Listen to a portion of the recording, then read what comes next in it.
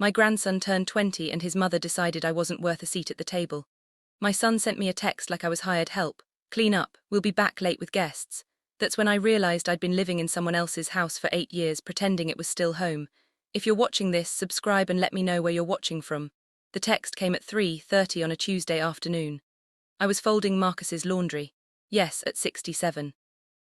I was still doing my grown son's washing because Jennifer claimed she was too busy with Tyler's college preparations. The irony wasn't lost on me that Tyler was apparently too busy celebrating his 20th birthday to include the grandmother who'd helped raise him. Mom, taking everyone to Cheon for Tyler's birthday. Clean up. We'll be back late with guests. Thanks, like I was the cleaning lady. I stared at that message for a full 5 minutes, sitting on the edge of my bed in what used to be my bedroom before Jennifer decided it would make a better guest room. I'd been sleeping in the basement guest room for 2 years now. Ever since Jennifer's mother started visiting for weeks at a time, Chat Laurent, the restaurant where Marcus proposed to Jennifer 20 years ago, the place where we'd celebrated every major milestone in Tyler's life. His high school graduation, his acceptance to Ohio State, his first job, every milestone except this one apparently. I walked to my small basement window and looked up at ground level, watching the neighbor's cats prowl through my former garden. Jennifer had torn out my roses last spring, said they were too much maintenance. She'd replaced them with decorative rocks. Very modern, she'd said, very convenient. My phone buzzed again. This time it was Tyler texting from upstairs. Sorry, Grandma. Mom made plans weeks ago and forgot to mention it. Rain check. Like spending time with his grandmother was a tennis match that could be rescheduled when the weather improved. I climbed the basement stairs to the main floor of the house that had been mine for 25 years. The house where I'd raised Marcus after his father died of cancer when he was 14. The house I'd let them move into temporarily when Tyler was 4 and they were going through their rough patch. The house that somehow became theirs while I became the inconvenient relative sleeping in the basement. The living room smelled like Jennifer's vanilla candles and her expensive perfume. My old furniture had been relegated to the basement, replaced with her stark white couches that no one was allowed to eat on. The family photos on the mantel were all of her side of the family now. The only picture of me was from Marcus' wedding, barely visible in the background. I heard Marcus's BMW pull into the driveway, my driveway legally speaking, though I'd stopped mentioning that years ago. Through the window I watched them pile out, laughing and animated, Marcus in his best suit, Jennifer in a dress that probably cost more than my monthly social security check, Tyler looking handsome and happy. They were beautiful together, my family, beautiful and complete without me. They didn't even glance toward the house as they drove away in Jennifer's SUV, heading to a celebration I'd helped plan for 19 years before this one. I stood at that window until their tail lights disappeared around the corner, and something inside me shifted. Something that had been cracking for years finally broke clean through. I walked to my basement room and pulled out the suitcase I hadn't used since my last visit to my sister in Phoenix. Then I stopped, struck by a thought that made me smile for the first time in weeks. They wanted me to clean up. I'd give them exactly what they asked for. The beauty of being invisible for 8 years is that you learn everyone's patterns without them noticing yours. Marcus would drink too much at fancy dinners. He always did when he was trying to impress Jennifer's friends. Jennifer would insist they bring people back to show off their renovated house. Tyler would go along with whatever his parents suggested because confrontation wasn't worth the drama. They'd be gone until at least midnight, maybe later. Plenty of time for what I needed to do. I'd been saving money for 3 years, ever since I realized my welcome had expired. Robert's life insurance had paid off the house when he died, and I'd been careful with the small inheritance from my mother 2 years ago. While Marcus assumed I was living on Social Security alone, I'd quietly tucked away money every month. $4,200, $42, enough for a new start if I was careful. I started with my clothes, folding everything neatly into 2 suitcases. 8 years of living in one room teaches you to pack efficiently. My photo albums went into a small box. Along with my mother's jewelry and the few pieces of my grandmother's china, Jennifer hadn't accidentally broken or donated. In the back of my closet, behind the winter coats I rarely needed anymore, I found the box I'd been avoiding for months. Robert's things, my husband's watch, his reading glasses, the leather journal where he'd kept track of his woodworking projects. I'd moved these items from hiding place to hiding place. Unable to let go but unwilling to display them where Jennifer might decide they didn't fit her aesthetic, I held Robert's journal for a moment, remembering how he'd sit at the kitchen table every evening, updating his project notes in careful handwriting. He'd been so methodical, so practical. What would he think of what I'd become? What would he think of what I was about to do? You tell me it was about time, I whispered to the empty room. The hardest part was the kitchen. I'd been cooking for this family for 8 years, keeping track of everyone's preferences, making sure Tyler had his favorite cookies for school, preparing Marcus lunches the way he liked them. The spice rack was mine, accumulated over decades of cooking. The good knives were wedding gifts from my marriage to Robert. I packed them all.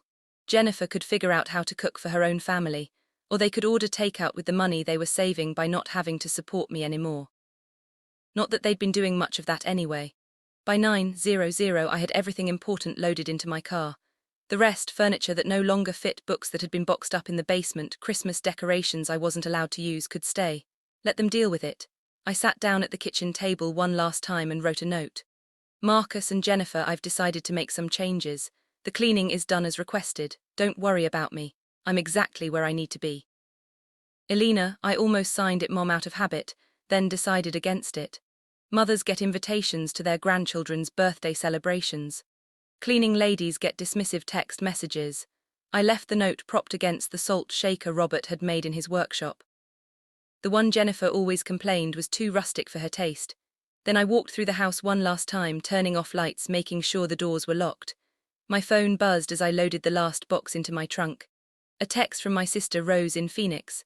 How's the birthday party? I typed back. Plans changed, I'll call you tomorrow. At 10:47 p.m. I pulled out of the driveway and drove toward the highway, leaving behind 25 years of memories and 8 years of slowly disappearing. I didn't look back at the house. Some doors, once you close them, should stay that way. The interstate was quiet, just long-haul truckers and night shift workers heading to jobs that started before dawn. I had no destination in mind, just a need to drive until I figured out where I belonged. The radio played soft jazz, and for the first time in years I felt something I'd almost forgotten. Freedom. Behind me, my family was probably raising toasts to Tyler's future, completely unaware that I just reclaimed mine. I drove for 4 hours before exhaustion forced me to stop at a truck stop outside Cincinnati. The place was brightly lit and surprisingly busy for 3:00 in the morning, filled with drivers grabbing coffee and gas station sandwiches. I felt invisible again, but this time it was liberating rather than lonely. The teenage clerk at the counter looked like Tyler might in a few years. Same dark hair, same easy smile. When he handed me my coffee, he said, "Drive safe." "Ma'am, it's a crazy night to be traveling alone." "Sometimes crazy is exactly what you need," I told him. I found a quiet corner table and pulled out my phone. 17 missed calls from Marcus, 12 from Jennifer, and a string of increasingly frantic text messages. The progression was predictable. Confusion, then anger, then panic, then bargaining. 11:43, Mom, where are you? Your car's gone. 12:15 a.m, this isn't funny, call me back right now. 1:22 a.m, Mom, we're worried, please just let us know you're safe. 2:35 a.m, whatever we did, we can fix it, just come home, home. Interesting how that word appeared only after I was gone. I turned off my phone without responding. They could worry for a while. Maybe worry would teach them something that 8 years of taking me for granted hadn't. The truck stop had a rack of travel brochures. Mammoth Cave, Dollywood, Great Smoky Mountains, places I'd wanted to visit when Robert was alive, trips we'd always planned for someday before cancer stole our some days. I grabbed a handful and spread them on the table like tarot cards. A woman at the next table was watching me with curiosity. She looked to be about my age, silver hair pulled back in a practical bun, wearing a University of Kentucky sweatshirt. "Running away from home?" she asked with a smile that suggested she'd done the same thing herself once or twice. "More like running towards something," I said. "I'm just not sure what yet." She introduced herself as Margaret Coleman, a retired teacher driving back to Louisville after visiting her daughter in Atlanta. "Worst mistake I ever made," she said. "Was moving in with my kids after my husband died. Took me 2 years to get my life back. We talked until sunrise. 2 women who'd forgotten we existed outside our roles as mothers and grandmothers." Margaret told me about the apartment she'd found in Louisville's Highlands neighborhood, close to coffee shops and bookstores, and the kind of life she'd wanted when she was 20, but hadn't dared to pursue. "The hardest part," she said as we prepared to leave, "isn't starting over. It's forgiving yourself for waiting so long to do it." She gave me her number and made me promise to call when I figured out where I was headed. "Women our age have to stick together," she said. "The world tries to convince us we're invisible after 60. It's up to us to prove them wrong." I spent the morning driving through Kucky's rolling hills, thinking about visibility and invisibility, about the difference between being needed and being wanted. By noon, I'd made my decision. I stopped at a bank in Lexington and opened a new checking account with the money I'd saved. Then I found a real estate office and started looking at rental properties. Nothing fancy, just a one-bedroom apartment where I could think clearly without the weight of other people's expectations pressing down on me. The realtor was a cheerful woman named Bate, who didn't ask why a woman my age was apartment hunting alone. She showed me 3 places before we found the right one: a small apartment above a bakery on Main Street with hardwood floors and windows that faced east toward the morning sun. "The baker downstairs makes the best cinnamon rolls in Lexington," Bate said as I signed the lease. "Fair warning, the smell will ruin you for grocery store pastries forever." I paid first month's rent and security deposit in cash, using the money I'd saved while pretending to be grateful for room and board in my own house. The apartment wouldn't be available until the weekend, so I checked into a nearby hotel for the rest of the week. That evening, I finally turned my phone back on. 43 missed calls, dozens of text messages, and 3 voicemails from Marcus that progressed from angry to desperate. The last message, left at 2:00 a.m., was different from the others. "Mom, I know you're angry about the birthday dinner. I should have made sure you were invited. We should have invited you. Please call me back. I'm scared something happened to you." For a moment, I wavered. He sounded like the little boy who used to climb into my bed during thunderstorms.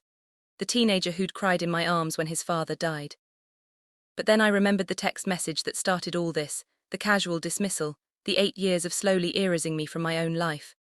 I typed a single response: "I'm safe. Don't look for me." Then I turned off the phone again and went to sleep in my first bed that was truly mine in nearly a decade, dreaming of cinnamon rolls and morning sunshine, and the radical act of choosing myself for once. Marcus found me through old-fashioned detective work and sheer determination. I discovered this when Claire, the bakery owner, knocked on my apartment door Friday morning with a concerned expression and a fresh croissant. "Elena, there's a man downstairs asking about you. Says he's your son. He's been calling every hotel and rental office in Lexington since yesterday, showing your picture around." I sighed, accepting the croissant and the inevitable. I'd had 5 peaceful days to settle in. 5 days of morning coffee without interference, and evenings spent reading in my new chair by the window. It had been lovely while it lasted. "Tell him I'll be down in 10 minutes, I said. Marcus was packing in front of the bakery when I came downstairs, looking like he hadn't slept in days. His usually neat hair was disheveled, his shirt wrinkled, and there were dark circles under his eyes. When he saw me, his expression cycled rapidly through relief, anger, and something that might have been genuine remorse. "Mom." He stopped packing and just stood there, looking at me like he was seeing me for the first time in years. "You look good." I did look good, actually. 5 days of sleeping in my own bed, eating when I was hungry instead of when dinner was scheduled, and making my own choices had already started to show. I was wearing the blue sweater I bought for myself last Christmas, but never worn because Jennifer had said the color was too bold for someone my age. "Thank you," I said. "You look tired. I've been driving around Kentucky for 2 days, stopping at every town between here and Cincinnati, asking if anyone had seen you." He ran a hand through his hair. "Do you have any idea how many small towns there are in this state?" "I imagine you do now," I said mildly. "Would you like some coffee?" "Claire makes excellent coffee." We found a table by the window and I watched Marcus struggle with where to begin. He'd always been uncomfortable with emotional conversations. Even as a child, after his father died, I'd had to teach him that feelings were meant to be expressed, not buried under busy schedules and practical concerns. "Mom," he said finally, "why didn't you tell me you were unhappy?" I stirred cream into my coffee, buying time to frame my answer carefully. "When was the last time you asked how I was doing, Marcus? I mean, really asked when you had time to listen to the answer." He opened his mouth to respond, then closed it again. I could see him thinking back, trying to remember recent conversations that went beyond logistics and schedules. "I ask you all the time," he said, but his voice lacked conviction. "You ask if I need anything from the store. You ask if I can watch Tyler when you and Jennifer go out. You ask if I can make dinner for company." I took a sip of coffee, watching his face. "You don't ask how I'm feeling about living in my own house as a guest. It's not like that, isn't it?" I interrupted gently. Marcus, whose name is on the deed to that house, silence. He stared into his coffee cup, and I could see the moment he realized he'd never actually thought about the legal reality of our living situation. "Yours," he admitted quietly. "And whose furniture fills the living room?" "Jennifer's." "Whose bedroom am I sleeping in?" "The basement guest room." His voice was getting smaller with each answer. "So help me understand," I said, leaning forward slightly, "how I became a guest in my own home." Marcus was quiet for a long time, processing 8 years of assumptions he'd never examined. When he finally looked up, his eyes were bright with unshed tears. We never meant for it to happen that way, he said. When we moved in, Tyler was only 4. Jennifer was overwhelmed. I was working 18-hour days trying to get the business off the ground. You just stepped in and took care of everything. You made it look so easy. It wasn't easy, Marcus, it was love, I know that now. He wiped his eyes with the back of his hand. But somewhere along the way we started taking that love for granted. We stopped seeing you as a person with your own needs and started seeing you as the help. He winced. Yeah, as the help. We sat in silence while he processed this revelation. Outside the window, Lexington was coming to life. People walking to work, students heading to campus. Normal Friday morning activity in a city that was slowly becoming home. Mom, Marcus said suddenly, I need you to know that Jennifer's been crying for 3 days straight. Not the dramatic crying she does when she wants something. Real crying. She keeps saying she didn't realize that she never meant to push you out of your own life. I considered this information carefully. Jennifer's tears could be genuine remorse or strategic manipulation. With her it was often hard to tell the difference. What does she want from me, Marcus? She wants you to come home. We both do. He leaned forward earnestly. But not the way things were before. We want to make changes. Real changes, such as he was quiet for a moment, clearly struggling to come up with specifics rather than vague promises. We could convert the main floor office into a bedroom for you, he said finally. You shouldn't be sleeping in the basement. And Jennifer wants to give you back control of the kitchen. She admits she's a terrible cook and we've all been eating frozen dinners since you left. And family events, birthdays, holidays, decisions that affect the household. His face flushed with shame. You'll be included in everything, I promise. No more last-minute plans that exclude you. No more treating you like child care instead of Tyler's grandmother. I finished my coffee while considering his offer. Part of me wanted to believe that change was possible, that 8 years of ingrained patterns could be broken with good intentions and conscious effort. But I'd learned something important in my 5 days of independence. I liked making my own choices. I liked eating dinner at 7:30 instead of 6:00 because it suited my schedule better. I liked watching the news without Jennifer commenting on how depressing it was. I liked the quiet. Marcus, I said gently. I appreciate the apology and I believe you mean well, but I'm not coming back. His face crumpled. Why not? If we make changes, if we treat you the way we should have been treating you all along, because this isn't about punishment, I said. It's about finally living my own life. I reached across the table and took his hand. Son, I'm 67 years old. For 25 years I was Robert's wife. For 8 years I've been your living babysitter and housekeeper. For the first time in my adult life I get to just be Alina. But we need you, he said, and his voice cracked like it had when he was 14 and afraid of being alone. You needed who I was to you, I corrected. You needed someone to take care of the details so you didn't have to. That person served her purpose, Marcus. It's time for me to figure out who I am when I'm not taking care of everyone else. He squeezed my hand tightly. Will you at least think about it? Will you consider visiting? I'll think about visits, I said. But Marcus, you need to understand, I'm not coming back to live in your house. This is my home now. After he left, promising to call before driving back to Columbus, I sat in the bakery for another hour watching people come and go. Some looked stressed and hurried. Some looked content, some looked lost. For the first time in years, I looked like someone who knew exactly where she belonged. Jennifer arrived the next morning with Tyler in tow, both of them looking like they'd been up all night planning their approach. I opened my apartment door to find them standing in my hallway with the careful expressions people wear when they're about to deliver a rehearsed speech. Eleanor, Jennifer began. We need to talk. I looked at Tyler, who had the grace to look embarrassed. I asked him to come, Jennifer said quickly. I thought you might be more receptive if Tyler was here. The manipulation was so obvious it was almost insulting. Using my grandson as leverage in a negotiation, assuming I'd be unable to maintain my boundaries if faced with his disappointed face. Tyler, I said, would you mind waiting downstairs while your mother and I have a conversation? He looked relieved. Sure, Grandma, I'll just get some coffee or something. After he left, I invited Jennifer into my apartment. She looked around with the same appraising expression she'd used when redecorating my living room, cataloguing everything that was different from her aesthetic preferences. It's very cozy, she said, which in Jennifer speak meant small and outdated. It suits me perfectly, I replied. Coffee. She shook her head and sat on my small couch, crossing her legs and assuming the posture she used for difficult conversations. Back straight, hands folded, expression carefully neutral. Alina, I owe you an apology. I waited. Apologies from Jennifer usually came with conditions and expectations attached. I realized that we've been thoughtless about including you in family decisions. The birthday dinner was inexcusable, and I take full responsibility for that oversight. Oversight, I repeated. Is that what we're calling it? Her composure slipped slightly. I know you're angry. I'm not angry, Jennifer, I'm done. The blunt statement seemed to catch her off guard. She'd clearly prepared for anger, tears, demands for better treatment. She hadn't prepared for calm indifference. You can't be done, she said. You're family. Am I? I sat down across from her. Jennifer, in the 8 years you've lived in my house, how many times have you asked about my day, my interests, my friends? How many times have we had a conversation that wasn't about Tyler's schedule or Marcus' work or what you needed me to do for the household? She opened her mouth to respond, then closed it again. I could see her mentally searching through 8 years of interactions, looking for evidence of genuine interest in me as a person. We've been busy, she said finally, between work and Tyler and maintaining the house. You've been busy, I agreed, too busy to notice that I was disappearing. You weren't disappearing. You were part of everything. I was useful for everything, I corrected. There's a difference. She was quiet for a moment and I could see her recalibrating her approach. Jennifer was nothing if not adaptable when she wanted something. I know I haven't been the daughter-in-law you deserved, she said, and for the first time her voice carried genuine emotion rather than strategic vulnerability. I was so focused on building our life, our family, that I forgot you were already family. It was the closest thing to a real apology I'd ever heard from her. Thank you for saying that, I said. I appreciate it. Then come home with us, she said quickly. Let us make it right. Let us show you that we can do better. I looked out my small window at the street below where people were walking dogs and buying newspapers and living their Saturday morning lives.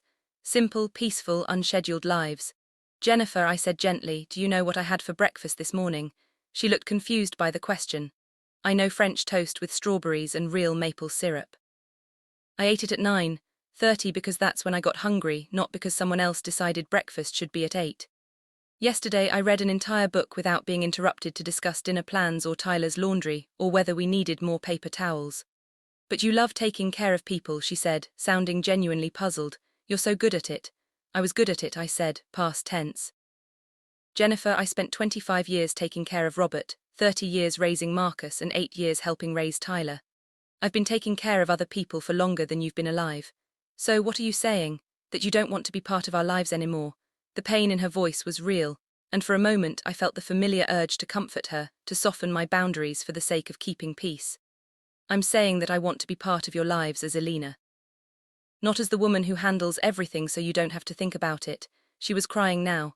Careful tears that didn't mess up her makeup but conveyed appropriate emotion. I don't know how to do that, she admitted. I don't know how to have a relationship with you that isn't about logistics. It was perhaps the most honest thing she'd ever said to me. Then maybe, I said softly, it's time for both of us to figure that out. We sat in silence for a few minutes while Jennifer composed herself, and I watched the morning unfold outside my window. A young mother was teaching her toddler to ride a tricycle on the sidewalk, patiently running alongside while the child wobbled and laughed. Will you come to dinner tomorrow? Jennifer asked finally. Just dinner. No expectations, no agenda, just family dinner. I considered the invitation carefully. It would be a test for all of us. Could they see me as a guest rather than household staff? Could I visit without automatically taking over kitchen duties? Could we have a meal together based on choice rather than obligation? I'll come to dinner, I said, but I'll drive myself and I'll leave when I'm ready to leave, she nodded quickly. Of course, whatever you want. And Jennifer, I'm not coming back to live there. This is my home now, I need you to understand that. Her face fell, but she nodded, I understand. After she and Tyler left, he'd given me a tentative hug and promised to call later. I sat on my small balcony with a cup of tea, thinking about the difference between being needed and being wanted. For the first time in years, I was curious to see which one tomorrow's dinner would reveal. Tyler came alone on Sunday afternoon, arriving with grocery bags and a sheepish expression that reminded me of the little boy who used to help me bake cookies by carefully measuring ingredients while standing on a kitchen chair. I brought supplies for chocolate chip cookies, he said. Mom said she'd try to make them, but well, you know how that usually goes. I laughed, remembering Jennifer's last attempt at baking, which had resulted in smoke alarms and take-out pizza. Your mother has many talents, baking isn't one of them. We spent the afternoon in my small kitchen, Tyler carefully following my instructions while I guided him through the process I'd taught him years ago. He was more methodical now, less likely to dump entire cups of flour at once, but he still had the same focused concentration he'd shown as a child when learning something important. Grandma, he said while we waited for the first batch to bake. Can I ask you something, always? When we moved into your house when I was little, were Mom and Dad, were they getting divorced? The question caught me off guard. I'd always assumed Tyler was too young to remember the tension from that time, the hushed arguments I'd overheard. The way Marcus and Jennifer had seemed to be walking on eggshells around each other. Why do you ask? He stirred chocolate chips into the remaining cookie dough, not meeting my eyes. I've been thinking about what you said about how I don't remember life before we lived with you. I called my friend Jake. His parents got divorced when we were in kindergarten, and he said he remembers them fighting all the time before they separated. And you remember your parents fighting? Not exactly fighting, but I remember Mom crying a lot and Dad being gone all the time and this feeling like something was wrong, but nobody would tell me what. He looked up at me. They stayed together, obviously, but I keep wondering if they only stayed together because we moved in with you. It was a perceptive question from a young man who was finally old enough to understand the adult dynamics that had shaped his childhood. Tyler, I said carefully, your parents were going through a very difficult time when you were 4. Your father was working around the clock to establish his business. Your mother was overwhelmed with a young child and financial stress, and they were both exhausted and scared. So, they were considering divorce. I sighed, remembering those early months when Marcus and Jennifer had moved in temporarily. The fights that stopped abruptly when I walked into a room, the way they'd slept in separate bedrooms those first few weeks, the relief on both their faces when I'd offered to help with child care and household management. They were considering their options, I said diplomatically. But Tyler, whatever problems they worked through them because they wanted to. I provided support, but I didn't save their marriage. They saved it themselves. He nodded thoughtfully. But you made it easier for them to focus on fixing things instead of just surviving day to day. Maybe. The timer went off and we transferred the first batch of cookies to a cooling rack. Tyler immediately reached for one, burning his fingers slightly and making the same face he'd made as a 4-year-old, encountering the same problem. Some things never change, I said, handing him a napkin. Some things shouldn't change, he said, but some things should change before it's too late. We were quiet while the second batch baked, both of us lost in thought. When Tyler finally spoke again, his voice was more serious than I'd heard it since he'd arrived. Grandma, I need to apologize to you. For what? For not noticing. For being so caught up in my own life, college, friends, my girlfriend, that I didn't see what was happening to you. For not calling you directly about my birthday, for not making sure you were included. He paused, struggling with the words. For letting you disappear in your own house. The pain in his voice was genuine and I felt my heart crack slightly. This young man, my grandson, was carrying guilt that belonged to the adults who should have been paying attention. Tyler, I said gently, you were a child when we all started living together. Children aren't responsible for managing adult relationships, but I'm not a child anymore. I'm 20 years old. I should have noticed that my grandmother was sleeping in the basement while my girlfriend had sleepovers in what used to be your bedroom. I hadn't known about the sleepovers, and the information stung more than I wanted to admit. But Tyler's face was so full of genuine remorse that I couldn't focus on the hurt. What matters, I said, is that you're noticing now. Is it too late? He asked. Have we damaged things so badly that you can't forgive us? I looked at my grandson, tall now, broad-shouldered with Marcus's eyes, but a gentleness that reminded me of Robert. He was old enough to take responsibility for his choices, old enough to understand consequences, but young enough to still believe that love could fix anything. Tyler, I said, forgiveness isn't the issue. I'm not angry at you or at your parents. I'm just done being someone I never wanted to be. What do you mean? I mean, I don't want to be the grandmother who's always available, always accommodating, always putting everyone else's needs before her own. I want to be the grandmother you choose to visit because you enjoy my company, not because you need something from me. He nodded slowly. So, we have to earn back a relationship with you. You have to build a new relationship with me, I corrected, based on who I actually am, not who I was convenient to be. After he left, promising to call later in the week just to talk rather than to arrange anything, I sat in my reading chair with the last of the cookies and thought about second chances. Some people deserved them. Some people had simply made mistakes out of thoughtlessness rather than malice. Tyler fell into that category. Young, self-absorbed in the way young people often are, but fundamentally good-hearted and capable of growth. The question was whether his parents fell into the same category or whether their patterns were too deeply ingrained to change. Tomorrow's dinner would be the first real test. Outside my window, the sun was setting over Lexington, painting the sky in shades of gold and pink. My phone buzzed with a text from Tyler. Thanks for the cookies and the conversation. I love you, Grandma, the real you, not the version who does everything for everyone else. For the first time since I'd left Columbus, I cried. Not from sadness or anger, but from relief. At least one relationship in my family might be salvageable. After all, the dinner invitation came with specific instructions. Just come as our guest, don't bring anything, don't help with cleanup. We want to practice treating you the way we should have all along. Sweet words, but I'd learned to judge Jennifer by her actions, not her promises. I drove to my former house Sunday evening, parking on the street instead of in the driveway. Small gesture, but it felt important. I was visiting, not coming home. Marcus opened the door wearing an apron that still had the price tag attached. Behind him, I could smell something burning and hear Jennifer's voice from the kitchen using words I'd taught Tyler never to say around adults. "Mom," Marcus said, looking genuinely relieved to see me. Perfect timing. Jennifer's having a small culinary challenge. I followed him into the kitchen where Jennifer stood over the stove, frantically stirring something that looked like cement mixer contents. Her face was flushed, her perfect hair was disheveled, and she was clearly on the verge of tears. "The sauce separated," she announced without looking up, "and I think the roast is dying." Despite everything, I felt the familiar urge to step in and fix things. 8 years of muscle memory don't disappear overnight. But I caught myself and remained in the doorway, hands folded, waiting to see how they'd handle their crisis without me. "Maybe we should order pizza," Marcus suggested helplessly. "No," Jennifer's voice was sharp with frustration. "I said I'd cook dinner for Elena, and I'm going to cook dinner." Tyler appeared from the living room, took one look at the scene and walked to the stove. "Mom, step back, let me help." I watched with interest as Tyler took charge of the kitchen crisis. He'd apparently learned more from our cooking sessions than I'd realized. He salvaged the sauce with patience and butter, rescued the roast from overcooking, and somehow turned Jennifer's culinary disaster into something resembling dinner. "Where did you learn to do that?" Jennifer asked, watching him work with obvious amazement. "Grandma taught me," Tyler said simply. "She always said cooking disasters are just opportunities to practice problem solving." The look Jennifer shot me was unreadable. Embarrassment, gratitude, resentment that her son had learned crucial life skills from someone she'd been taking for granted.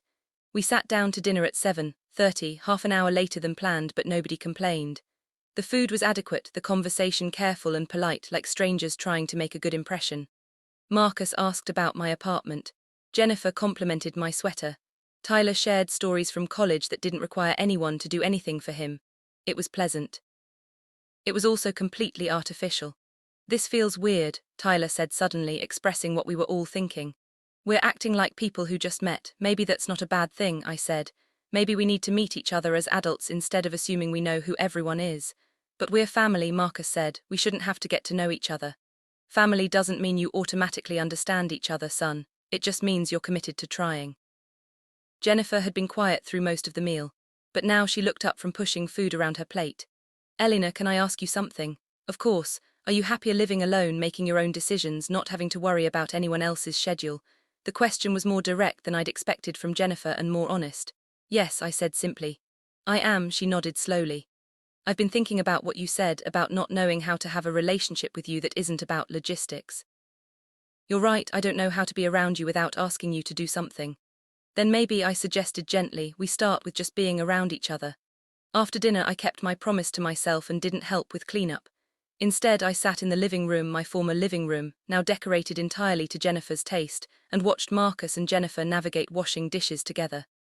They were clumsy at it, clearly out of practice with shared domestic duties, but they were trying. When I got up to leave at 9:00, Marcus walked me to my car. "Mom," he said, "I know tonight was awkward, but will you come back? Maybe next Sunday." I considered the request. Dinner had been strained but not unpleasant. They were making genuine effort, even if they weren't sure how to sustain it. "I'll come back," I said, "but Marcus, I need you to understand something. I'm not auditioning to be part of your family again. I'm deciding whether I want to be." He nodded soberly. "I understand, and Mom, thank you for giving us a chance to figure this out." As I drove back to Lexington, I reflected on the evening. They were trying, but it felt like actors playing roles they'd never rehearsed. The question was whether they could sustain the performance long enough for it to become genuine. My phone buzzed with a text from Tyler. "Thanks for coming tonight. Sorry if it felt weird. We're all learning how to be different people." Maybe that was the key. Maybe they weren't trying to fix the old relationships. Maybe they were trying to build new ones. 3 weeks into my new life, I discovered that independence had its own rhythm. Monday morning, book club at the library. Tuesday afternoon, gardening with my neighbor Harold. Wednesday, farmers market shopping. Thursday, volunteering at the literacy center. Friday, coffee with Margaret Coleman, who'd driven up from Louisville to check on me. It was a full life, a chosen life. And I was surprised by how little I missed the constant demands of managing other people's schedules. Marcus had been calling every few days, checking in without asking for anything specific.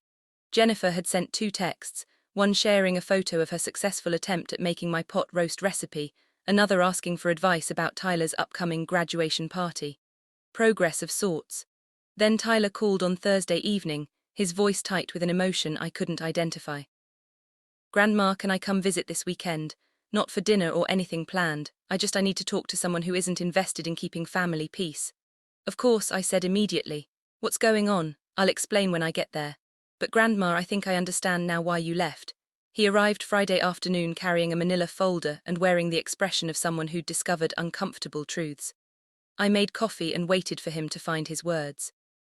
"I've been going through Dad's business files," he said finally, "for a project at school about family businesses. I thought I'd write about his company, maybe interview him about being an entrepreneur. That sounds like a nice project." Yeah, it was supposed to be. He opened the folder and pulled out several documents. "Grandma, did you know Dad took out a second mortgage on your house 3 years ago?" I felt something cold settle in my stomach. "What? A second mortgage for $80,000? Tyler's voice was carefully controlled, but I could see the anger underneath. "He used your house as collateral for a business loan without telling you." I stared at the papers Tyler handed me, seeing my address, seeing the legal description of my property, seeing Marcus's signature but not mine. "This isn't possible. He can't mortgage my house without my consent. He can if he has power of attorney for your finances." The words hit me like a physical blow. Power of attorney. "The document Marcus had convinced me to sign 2 years ago just in case something happens to you, Mom. The document I'd signed to give him access to my accounts for emergencies, never imagining he'd use it to borrow against my house." "Tyler," I said slowly, "how much does your father owe on this second mortgage?" $73,000 plus the original mortgage still has about $60,000 left. I did the math quickly. Marcus owed more than my house was worth. If he defaulted on the business loan, I could lose the house I'd owned free and clear when Robert died. "There's more," Tyler said quietly. He pulled out another document, the business loan. It wasn't for business expansion like he told Mom. He used the money to pay off their credit cards and buy Mom's car. They've been living beyond their means for years, using your house as their personal ATM. I sat back in my chair processing this information. No wonder Marcus had been so panicked when I left. No wonder Jennifer had been so desperate to get me to come back. They weren't worried about my well-being. They were worried about losing their collateral. "Tyler," I said carefully, "why are you showing me this?" "Because I think you have a right to know that your son committed financial fraud against you. And because I'm tired of my parents lying to everyone, including themselves." "What are you going to do?" He was quiet for a moment, staring out my window at the street where normal people were living honest lives. "I don't know. I love my parents, but what they did to you is unforgivable, and they're still doing it. Still acting like they're trying to rebuild your relationship, when really they're just trying to keep you from finding out they've been stealing from you." I thought about the recent dinner invitations, the careful apologies, Marcus' suddenly regular check-in calls, all of it designed to keep me satisfied enough not to look too closely at my financial situation. "Grandma," Tyler said, "I think you need to get a lawyer." "I think you're right." That evening, after Tyler left, promising to keep our conversation confidential until I decided how to handle the situation, I sat alone with the documents he'd given me. $80,000 borrowed against my house without my knowledge, used to subsidize their lifestyle while they treated me like household staff. I'd thought I was angry when they excluded me from Tyler's birthday dinner. I'd thought I was hurt when they made me sleep in the basement of my own house, but this was different. This was theft. This was my own son using legal documents I'd trusted him with to steal my financial security. My phone rang, Marcus calling for his regular check-in. "Hi, Mom. How was your day?" I looked at the documents spread across my kitchen table, evidence of years of deception, and made a decision. "It was educational," I said calmly. "Very educational indeed." Monday morning, I walked into the law office of Patricia Morrison, the attorney Margaret Coleman had recommended. Patricia was a woman about my age with silver hair and sharp eyes who specialized in elder financial abuse. She looked over Tyler's documents with professional calm that didn't quite hide her anger. "Mrs. Walsh," she said finally, "what your son did is called financial exploitation. Using power of attorney to mortgage your property without your knowledge or consent is illegal regardless of family relationship." "What are my options?" "Several. We can demand immediate repayment. We can have the power of attorney revoked and the mortgage reversed, or we can file criminal charges. The question is what outcome you want." I thought about Marcus as a 14-year-old boy crying in my arms after his father's funeral. I thought about the young man who'd worked 18-hour days to build his business, who'd married Jennifer in my backyard, who'd brought Tyler to visit me in the hospital when I had pneumonia 3 years ago.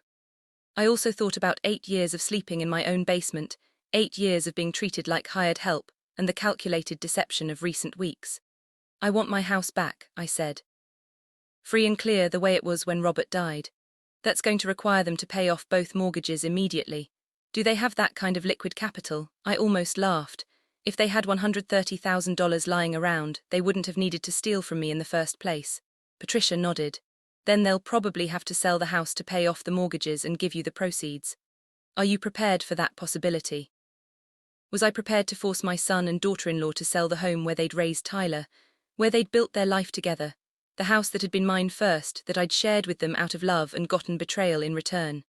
Yes, I said, I'm prepared for that. We spent the morning preparing legal documents. Patricia would send Marcus a letter demanding full disclosure of all financial transactions involving my property, immediate repayment of all unauthorized loans, and revocation of the power of attorney agreement. Mrs. Walsh, Patricia said as I prepared to leave, I need to warn you that this will likely destroy your relationship with your son and daughter-in-law. Financial disputes within families rarely end in reconciliation. The relationship was already destroyed, I said. I just didn't know it yet. I drove home to Lexington, feeling strangely calm. For weeks I'd been questioning whether I'd been too harsh in leaving, whether I should have tried harder to fix things from within.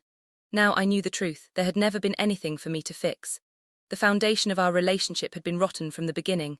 My phone rang as I was making lunch, Jennifer's name on the screen. Eleanor, I hope you don't mind me calling. I wanted to invite you to Tyler's graduation party next month. Just family, nothing elaborate. The audacity was breathtaking. She was planning a party at my house using money borrowed against my property without my knowledge and asking me to attend as a guest. That sounds lovely, I said pleasantly. Will you be serving food? Oh yes, I was thinking of having it catered.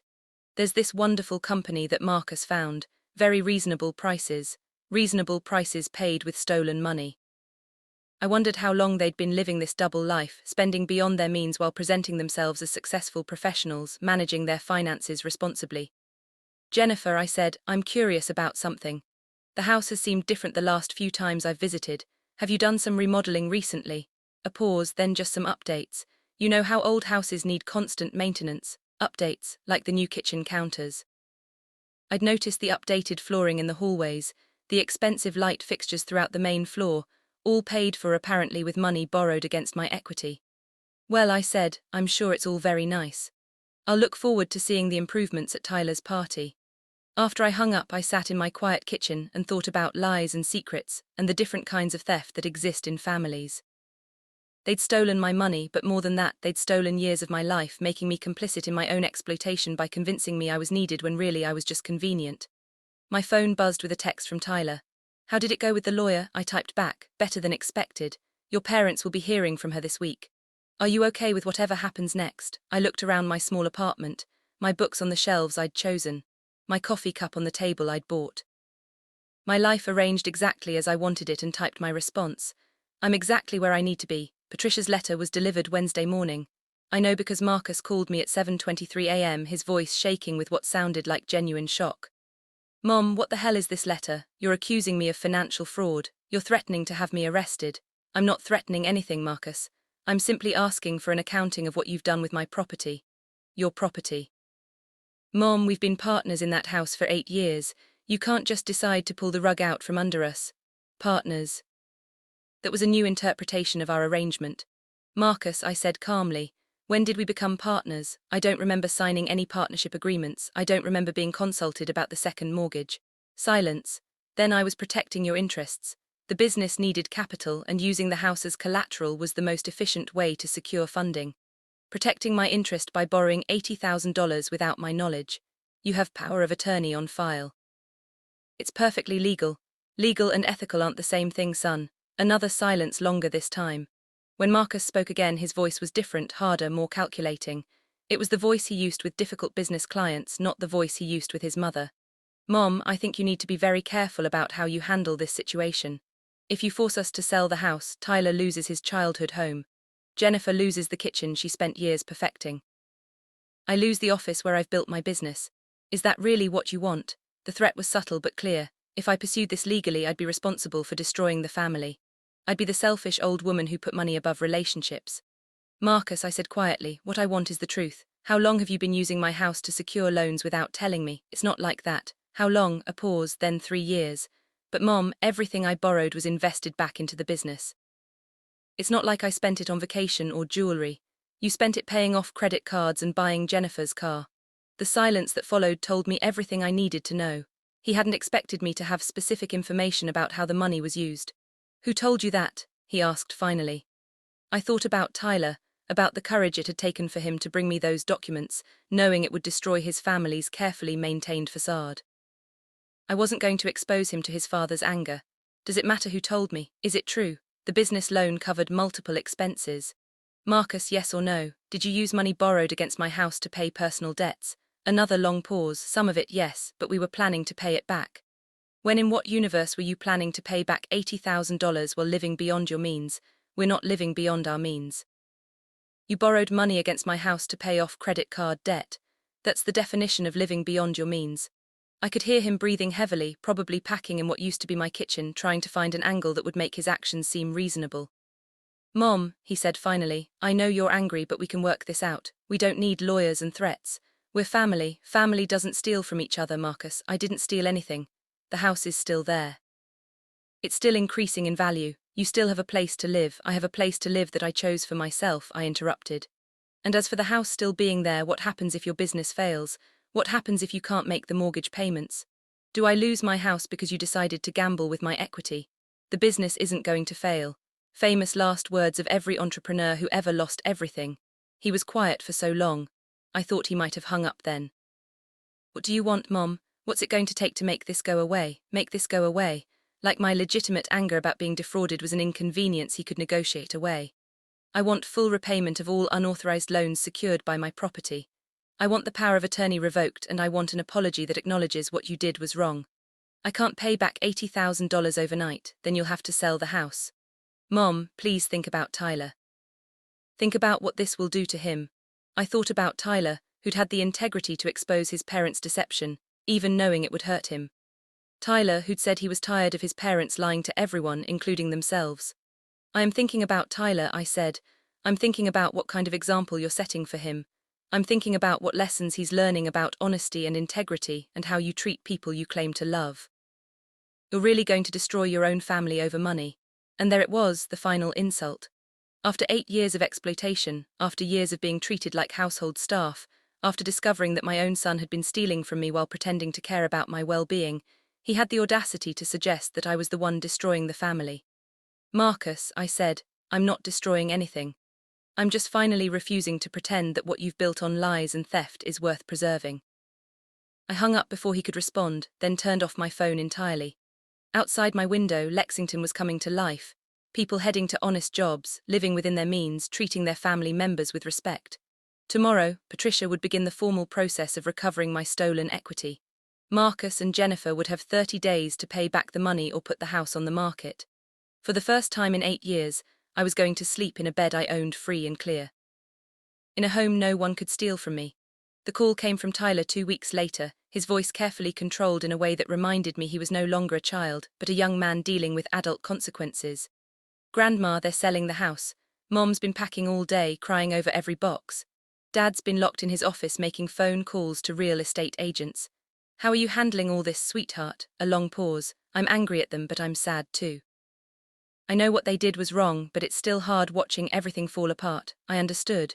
Tyler was grieving not just the loss of his childhood home, but the loss of his image of his parents as people who could be trusted to make good decisions. Tyler, this isn't your fault, and it's not really my fault either. This is the consequence of choices your parents made over several years.